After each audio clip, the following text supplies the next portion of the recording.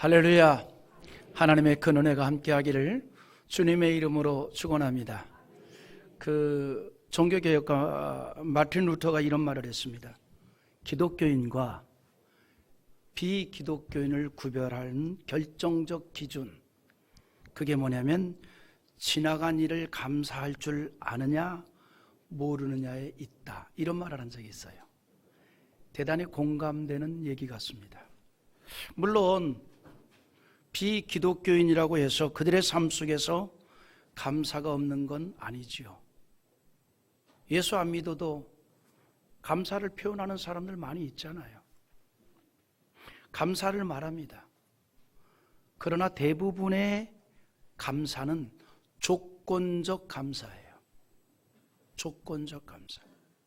그러나 기독교인의 감사는 그 내용이 있어서 다릅니다. 조건적 감사가 아니라 무슨 일을 만날지라도 그 가운데서 하나님을 찬양하는 수준 높은 그런 감사라는 것입니다. 마치 모든 것을 다 잃었던 욥이 원망이 아니라 찬양을 하였던 같은 그런 감사입니다. 우리가 알잖아요. 욥기 1장 21절에 이런 말씀을 합니다. 같이 한번 읽어보겠습니다. 이르되 내가 모태에서 알몸으로 나와 싸운즉 또한 알몸이 그대로 돌아갈지라.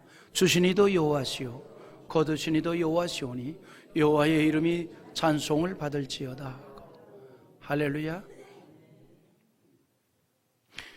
욥은 한순간에 모든 것을 다 잃었습니다. 그러나 여호와의 이름을 찬송합니다. 수준이 높은 감사를 한 것입니다.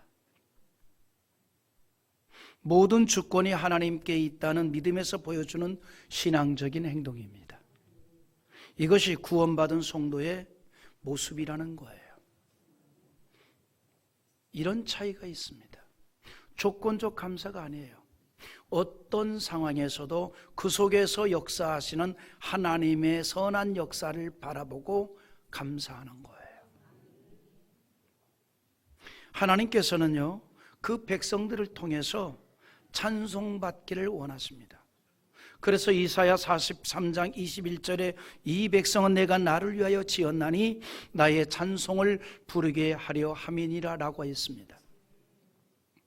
우리가 여호와를 찬송하고 그 이름에 감사를 노래하는 것은 내가 하나님의 백성이라는 표식이라 할 수 있습니다. 내가 그리스도인이다, 내가 중생한 자다, 내가 하나님의 거룩한 자녀라고 하는 표식 중에 하나가 뭐냐면 여호와를 찬양하는 거예요. 감사하는 거예요. 그러므로 시편 30편 4절에 주의 성도들아 여호와를 찬송하며 그의 거룩한 이름에 감사할지어다 그랬어요. 즉 이 말이 무슨 말이냐면 주의 백성이라면 마땅히 하나님을 찬양하고 마땅히 감사하는 자여야 된다는 거예요. 그리고 이처럼 하나님에 대한 감사와 찬송을 의식을 갖추어서 표현하는 게 뭐냐? 그게 예배입니다. 이 예배를 통해서 우리가 하나님과 교통을 하고 나눔이 있고 은혜를 경험하고 축복을 약속받게 됩니다. 그러므로 기독교인에게 있어서 가장 귀한 신앙적인 축제가 뭐냐? 예배예요. 우리 하나님의 자녀들에게 가장 소중한 영적 축제, 그건 예배입니다. 우리의 예배는 기쁨과 감격과 감사와 찬양이 있는 그런 축제가 될 수 있기를 바랍니다. 그것이 바로 구원받은 성도의 가장 귀한 일입니다. 오늘 말씀이 우리에게 그걸 말해주고 있어요. 오늘 말씀은 이스라엘 백성들의 출애굽 과정의 한 내용입니다. 이스라엘은 하나님의 백성이었지만 애굽에 있는 동안에는 바로의 통치를 받았습니다. 그런데 하나님의 전적인 은혜로 이스라엘은 애굽에서 나오게 되잖아요. 이 사건은 영적 이스라엘 백성인 그리스도인에게 그대로 적용이 되어집니다. 애굽은 세상이고 그 애굽에서 나왔듯이 우리가 불신의 세계에서 하나님의 자녀로 부름을 받았고 하나님의 자녀가 되었습니다. 그래서 애굽에서 나온다는 것은 세상에서 하나님의 자녀로 부름받은 표식이요 예표입니다. 그리고 구원받은 하나님의 자녀들이 이 광야 같은 세상에서 신앙적인 축제를 하는데, 그 신앙적인 최고의 축제가 뭐냐? 예배드림이라는 거죠. 이스라엘이 출애굽을 하기 전에 모세와 아론이 애굽에 가서 바로 왕 앞에 섰어요. 그리고 담대하게 하나님으로부터 받은 하나님의 뜻을 바로 왕에게 전합니다. 여러분, 바로 왕은 하나님의 사람이 아니에요. 그러나 모세와 아론은 하나님에게 받은 말씀을 그대로 전하는 거예요. 우리는 모세와 아론이 바로 왕 앞에서 요청하는 말 가운데서 상당히 중요한 것을 발견하게 됩니다. 이스라엘 민족은요, 견딜 수 없는 고통스러운 노역으로 인하여 어찌해서든지 애굽에서 벗어날 수 있기를 위해서 하나님께 부르짖어 기도했어요. 우리 출애굽기 2장 23절 한번 같이 보겠습니다. 여러 해 후에 애굽 왕은 죽었고 이스라엘 자손은 고된 노동으로 말미암아 탄식하며 부르짖으니 그 고된 노동으로 말미암아 부르짖는 소리가 하나님께 상달된지라. 무슨 얘기예요? 이스라엘 백성들이 애굽에서의 삶이 너무 힘들었어요. 너무 고통스러웠어요. 그래서 그곳에서 벗어나기를 갈망하였고 하나님께 구원하여 달라고 부르짖어 간구했습니다. 그리고 하나님께서는 이스라엘 백성들에게 조상 때부터 약속했던 대로 모세를 통해 이스라엘 민족을 바로의 손에서 이끌어내기 위하여서 바로 왕 앞에 보냈던 겁니다. 그리고 이제 모세가 바로 왕에게 하나님의 뜻을 전하죠. 그런데 모세가 바로 왕에게 전했던 말 속에는 단순히 이스라엘 민족의 고통에서 해방을 얻기 위해서 이 백성 이스라엘을 데리고 나는 애굽에서 나가겠다라고 한 게 아니에요. 대단히 중요한 얘기를 합니다. 하나님을 향한 하나님에 대한 신앙적인 이유가 거기에 있다는 겁니다. 우리 1절 한번 읽어봅니다. 1절. 그 후에 모세와 아론이 바로에게 가서 이르되 이스라엘의 하나님 여호와께서 이렇게 말씀하시기를 내 백성을 보내라. 그러면 그들이 광야에서 내 앞에 절기를 지킬 것이니라 하셨나이다. 바로 왕에게 전하는 모세의 메시지는 단순히 정치적인 메시지가 아닙니다. 하나님께 절기를 지키기 위해서 애굽을 떠나야만 하겠다는 거예요. 다시 말해서 하나님께 제사를 지내기 위해서, 하나님께 제사를 드리기 위해서 이스라엘 백성들이 애굽에서 나가야 한다는 거예요. 이스라엘 백성들은 고통으로 인하여서 그 고통에서 건져 달라고 해방을 위해서 간구했는데 모세는 바로 왕에게 그걸 얘기하는 게 아닙니다. 하나님께 제사를 드리기 위해서 애굽을 벗어나 광야로 나가야 한다라고 말합니다.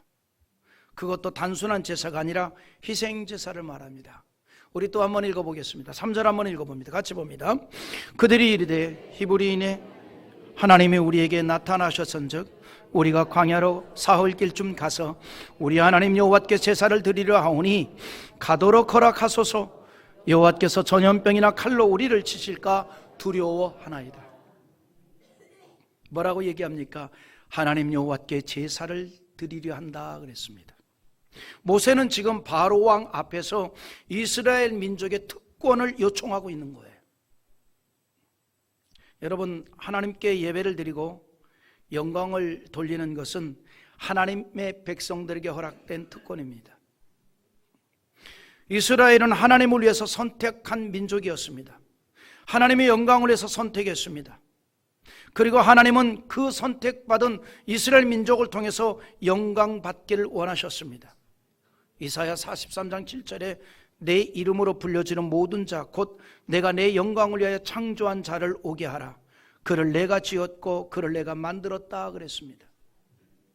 하나님의 영광을 위해서 창조했다는 것입니다. 오직 하나님께 영광을 돌리고 찬송하는 것, 그것은 하나님의 백성에게만 주신 특권입니다.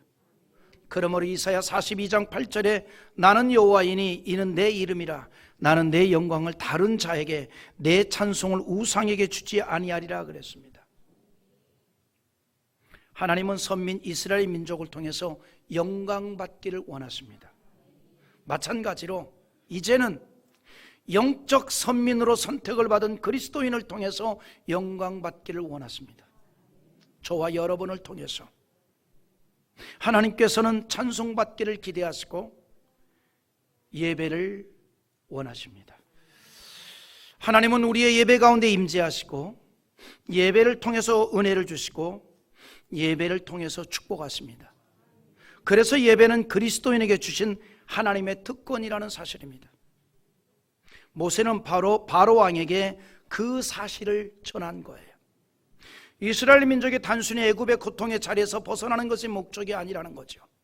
물론 노예 상태에서 자유로워진다고 하는 것은 참으로 대단한 사건이지만 이것보다 훨씬 더 중요한 것은 선민으로서의 모습을 회복하는 것입니다.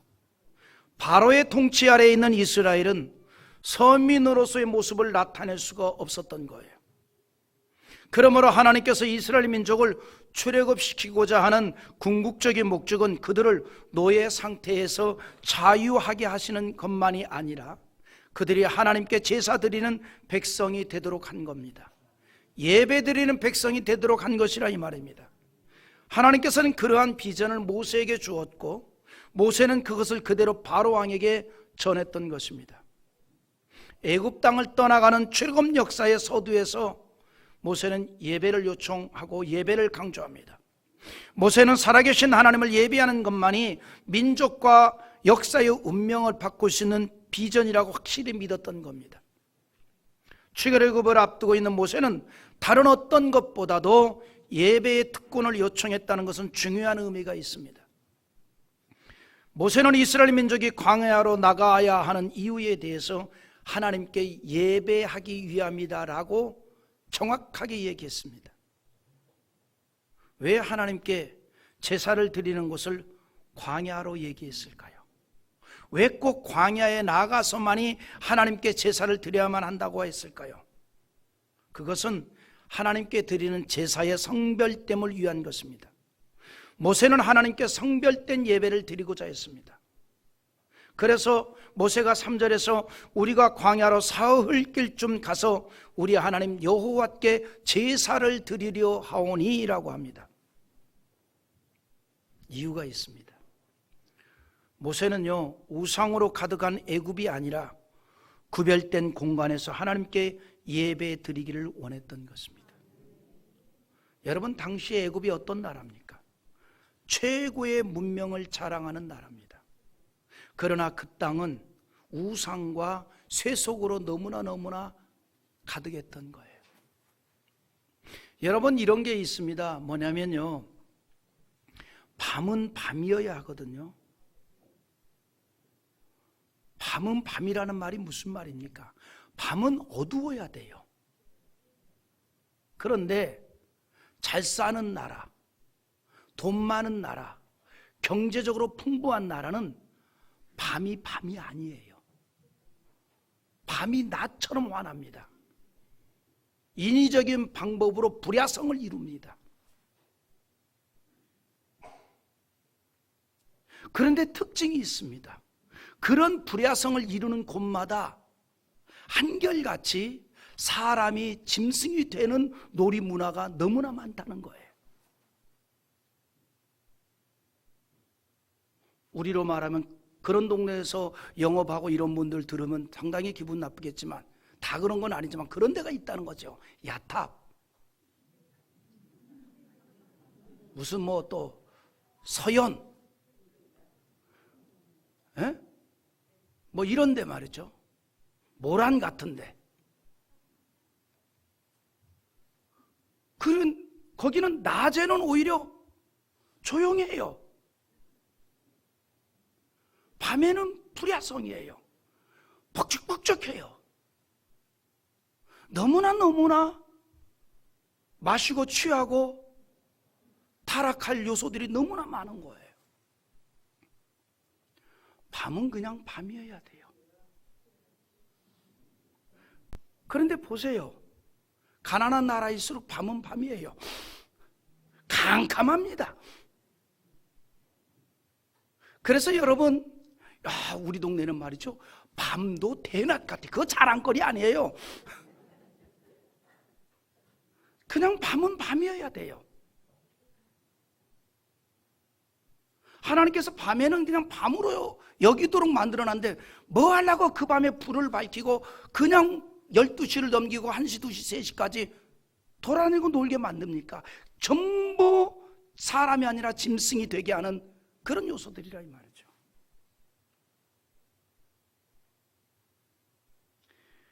그러니까 잘 사는 나라의 특징이 뭐냐면 밤을 잃어버리니까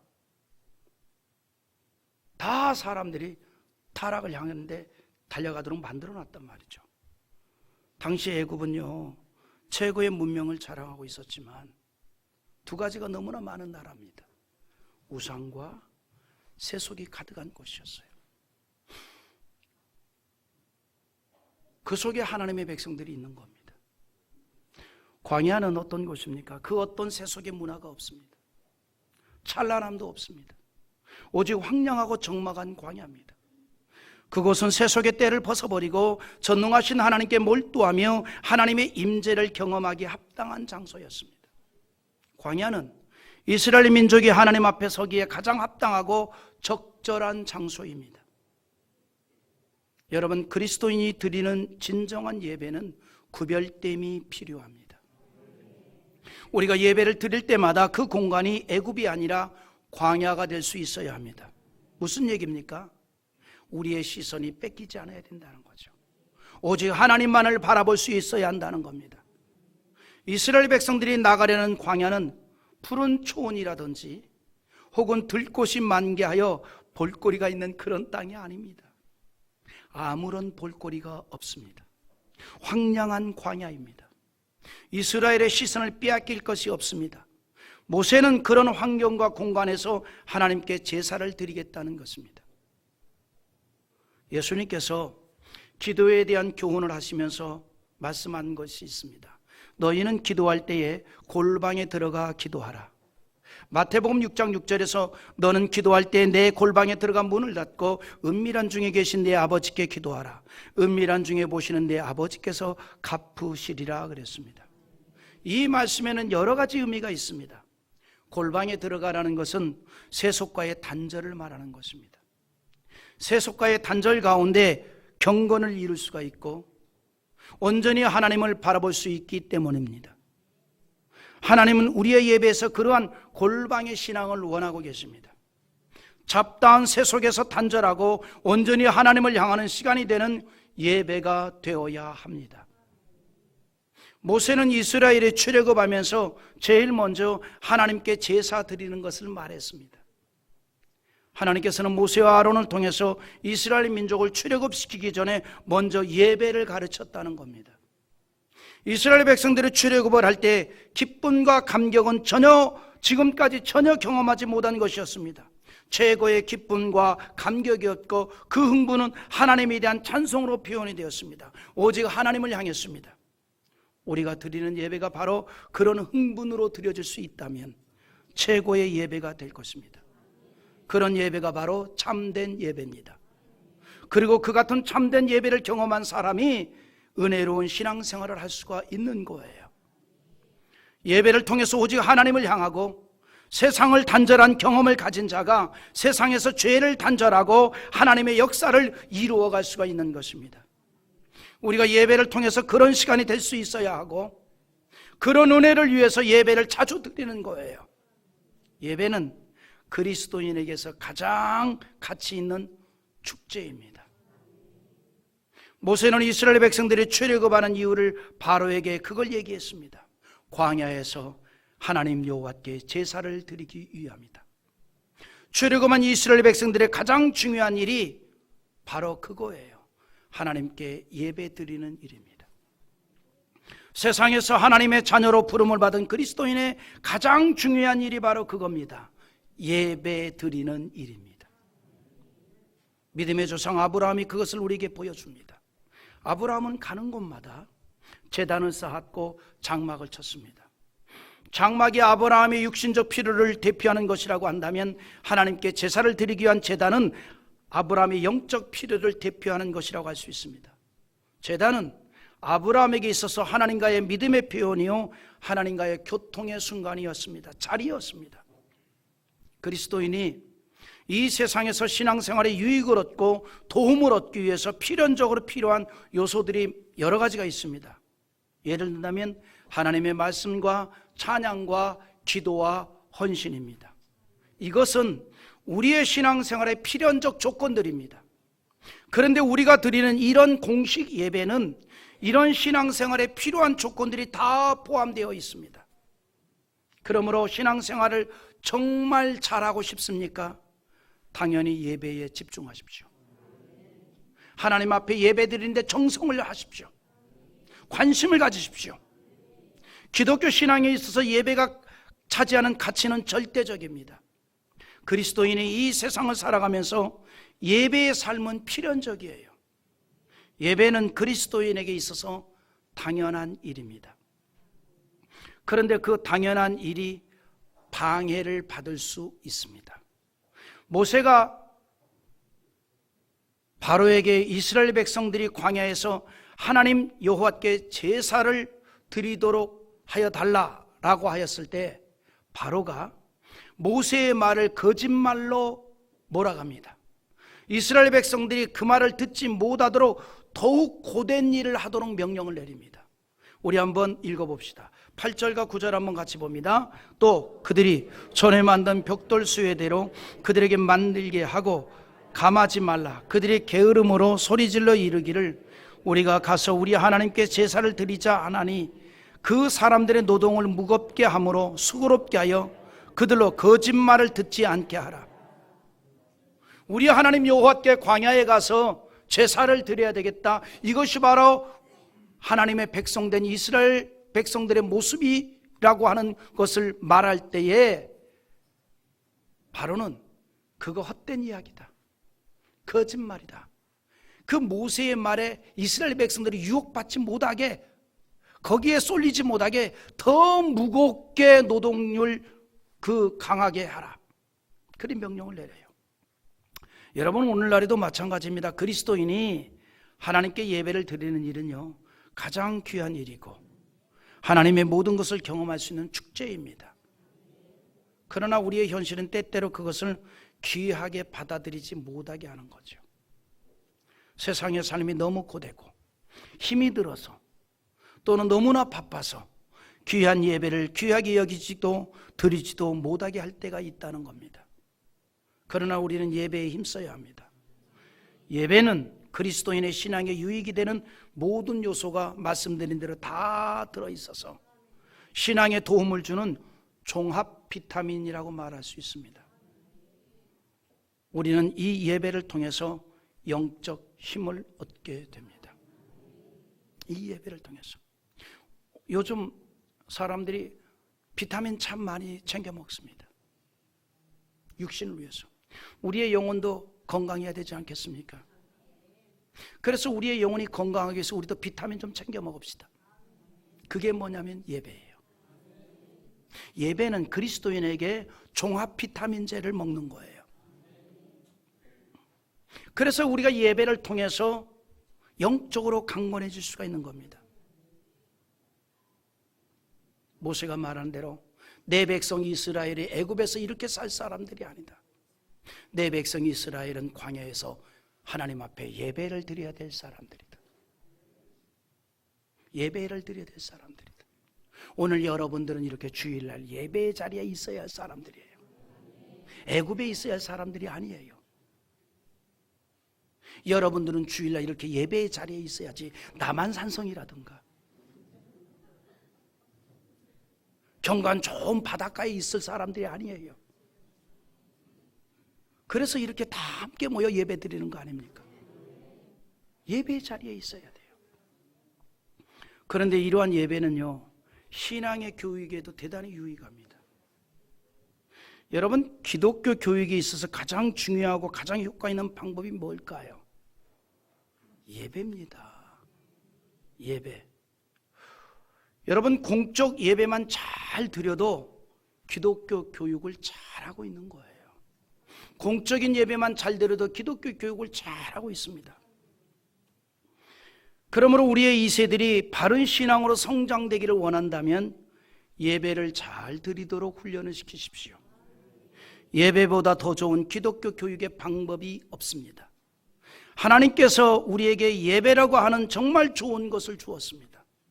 우리가 공식 예배를 잘 드리면 신앙의 유익이 되고 신앙 교육에 좋은 결과를 기대할 수가 있는 것입니다.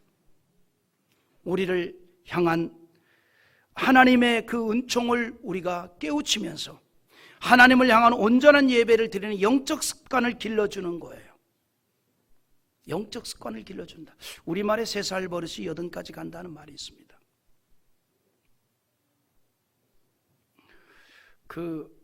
이제 이 심리학자들, 특히 교육 심리학자들이 주장하는 학설들이 많이 있는데, 전의식, 의식, 무의식 이런 용어들이 있습니다. 무슨 얘기냐면 무엇을 비유를 드냐면 빙산을 비유를 들었습니다. 빙산을 보면요, 바다 위에 떠 있는 얼음 덩어리잖아요. 근데 우리의 눈으로 보이는 그 얼음 덩어리는 그 밑에 바닷속에 감추어진 얼음 덩어리가 받쳤기 때문에 그 얼음 덩어리가 해면에 드러난다는 거죠. 근데 사이즈를 보면 우리 눈으로 보이는 그 얼음 덩어리보다 그 얼음 덩어리를 받치고 있는 바닷속에 감추어진 얼음 덩어리가 사이즈가, 크기가 90%가 더 크다는 거예요. 그러니까 10%만이 드러나 있고 90%가 바닷속에 있는 겁니다. 그 90% 때문에 10%가 드러나게 된 거예요. 이걸 비유를 들어서 우리 인간의 심리를 마치 그 10%의 영향을 끼치는 게 뭐냐? 행동이고 모습이고, 그리고 그 10%의 행동과 모습을 영향을 끼치는 90%가 있는데 그 90%를 전의식 혹은 무의식이라고 합니다. 그래서 이 드러난 행동은 무의식의 영향을 받아서 이루어졌는데 그 중에 하나가 습관이라는 거죠. 그래서 어린 시절부터 무의식적으로라도 하나님 앞에 예배 드리는 것을 가르쳐야 된다는 거예요. 좋은 습관을 길러줘야 된다는 겁니다. 하나님을 향한 온전한 예배를 드리는 영적 습관을 길러주는 일, 최고의 기독교 교육을 하고 있는 겁니다. 이보다 더 귀한 기독교 교육이 없습니다. 예배만 잘 드려도, 예배 훈련만 잘 시켜도 기독교 교육은 90%를 성공하는 거예요. 그런데 이 일은 어디서부터 시작이냐? 가정에서부터 시작입니다. 가정에서부터 이루어져야 된다는 거죠. 여러분, 가정 예배만 잘 드려도 자녀의 신앙뿐만 아니라 인성 교육에 큰 도움이 됩니다.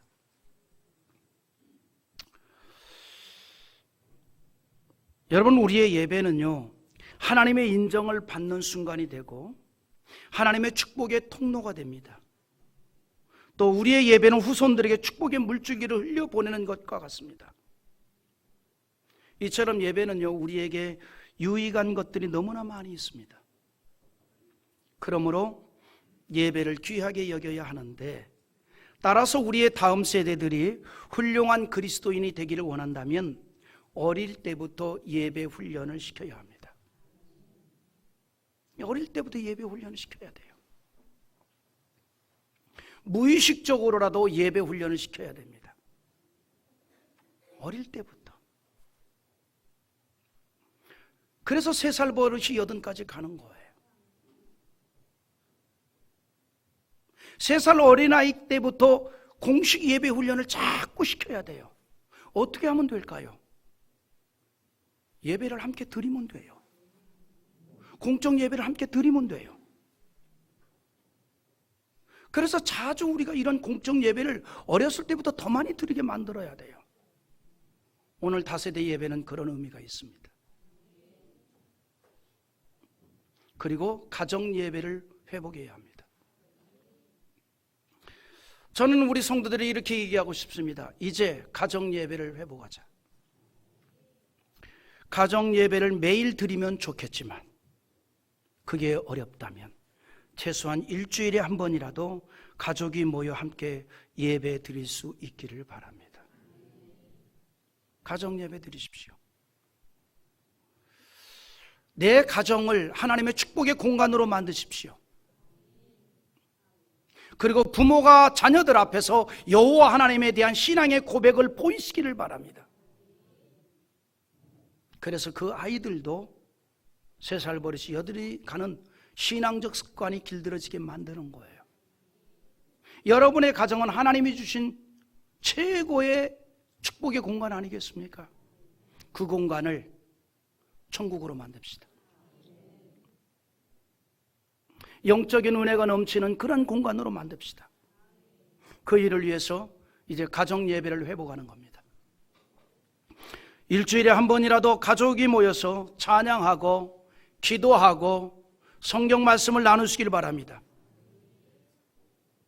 그런 가운데 우리 성도들의 가정이 주의 은혜가 가득하게 될 것이고 그런 성도들이 모인 교회가 더욱 영적으로 건강한 교회가 될 것입니다.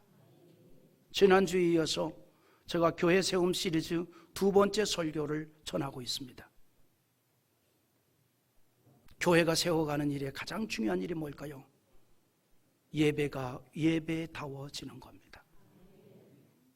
예배를 통해서 우리가 영적인 능력을 받게 되는 거예요.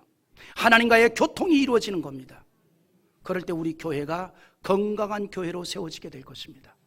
오늘 여러분들을 통해서 우리 교회의 예배가 더욱 은혜 있는 예배, 성령이 역사하는 예배, 그리고 하나님과 교제하는 예배, 그런 가운데 우리의 영혼이 강건해지고 우리의 신앙이 강건해지고 우리 교회가 영적으로 강건해지는 그런 교회로 세워질 수 있기를 주님의 이름으로 축원합니다.